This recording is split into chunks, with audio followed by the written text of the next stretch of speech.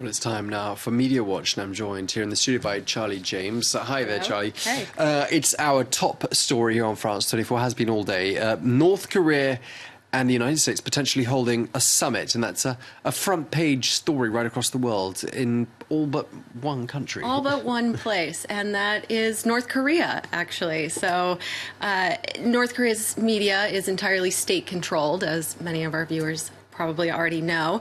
And tonight's evening newscast came and went without any mention of this proposed summit. So Alistair Coleman, who's an expert on North Korea at the BBC, has a couple of, who they interview in this piece, has a couple of theories as to why that is. He said it usually takes a couple days for North Korea to fully decide what their propaganda strategy is going to be around this. Also, just a couple of days ago, they were still calling Donald Trump an idiot on state media. So it would be a little jarring if all of a sudden they said, oh, by the way, we're going to meet with him. So he says that once the propaganda machine gets totally rolling, it's going to be about North Korean goodwill, nothing about sanctions, and showing how this is the brilliance and power of Kim that has led to this. Indeed, surprising, isn't it, for everyone around the world, this dramatic change in approach to North Korea by the Trump administration. And there's a propaganda film which has been made by North Korea, well, one of many, in fact.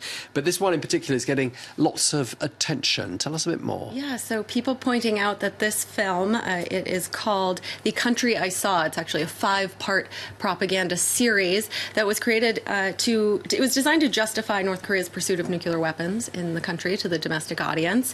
And people pointing out that the climax of the film very much lines up with what we're seeing now. So in short, North Korea performs nuclear tests, which forces the world, the international community, to engage with them. In the movie, the Americans send former President Bill Clinton to North Korea to meet with Kim Jong-un's dad, Kim Jong-il, and Jeffrey Lewis, who is an arms control expert, tweeted, "This is literally how the North Korean film The Country I Saw ends. An American president visits Pyongyang, compelled by North Korea's nuclear and missile programs to treat Kim as an equal." And that's a big part of this whole charm offensive, is trying to show the North Korean people that North Korea is a major player on the world stage. Okay, so a major vindication for the regime there in Pyongyang, as you say, if indeed that meeting happens. Finally, Dennis Rodman back in the news. Tell us what his role in this whole North Korea story. So he often springs up with North Korea stories, but interestingly enough, he is probably one of, if not the only person in the world who can claim both Donald Trump and Kim Jong-un as friends. He was on The Celebrity Apprentice. He was a contestant on Donald Trump's reality show that he hosted before he became president. And he's visited North Korea several times, including a couple of meetings with Eun himself. He has said that they enjoy karaoke and horseback riding when they're together. Eun is a big basketball fan. But so he came out and told the Associated Press, well done, President Trump. You're on your way to a historical meeting no other U.S. president has ever done. So he also said that he looks forward to returning to North Korea to engage in some more basketball diplomacy, as he calls it. And Dennis Rodman posted this today on Twitter, along with a clip of him from CNN in 2014, where he says that he predicted that this was going to happen.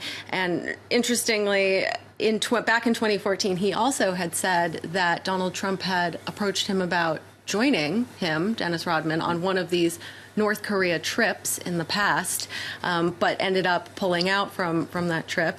And because there's a tweet for everything, people have unearthed this tweet from Donald Trump from 2014 saying, "Crazy Dennis Rodman is saying I wanted to go to North Korea with him. Never discussed, no interest. Last place on earth I want to go." So we'll see where this summit happens, but maybe not the last place he wants to go anymore at all. Oh, it does end in May 2014, and it will be in May 2018 that the two men would be meeting, if indeed they're going to meet. So people taking to Twitter to, say some funny things about this. Cassandra Fairbanks here saying, I can't believe this is a real question I'm asking, but is Trump going to bring Dennis Rodman to North Korea?